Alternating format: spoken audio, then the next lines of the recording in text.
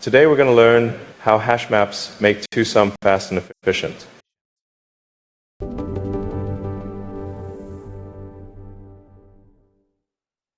So here we have the two-sum problem. We are given an integer array and a target value. Our job is to return the indexes of two numbers whose sum is equal to the target. Also remember, each input has exactly one solution, and we cannot use the same element twice. So, first, look at the method signature.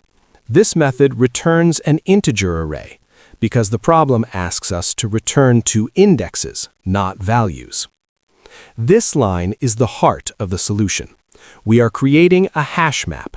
The key stores the number, and the value stores its index. Why hash map? Because it allows us to search in big O of 1 time. Now we start looping through the array. Notice something important. We are looping only once. That is why our time complexity becomes big O of n. This line introduces the most important idea. For every number, we calculate the complement. Complement means, what number do I need to reach the target?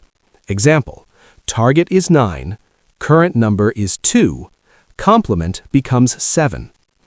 Now we ask a powerful question. Have we already seen this complement before? If yes, then we've found the answer. This is where the problem gets solved.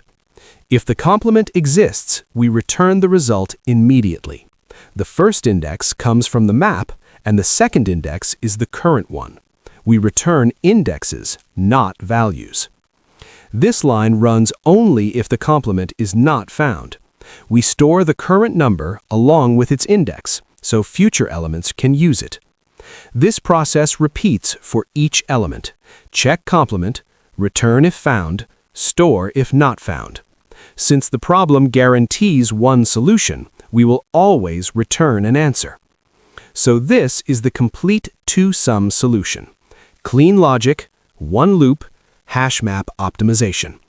Time complexity is big O of n because we traverse the array only once. Space complexity is big O of n because we use a hash map to store elements. See you in the next video.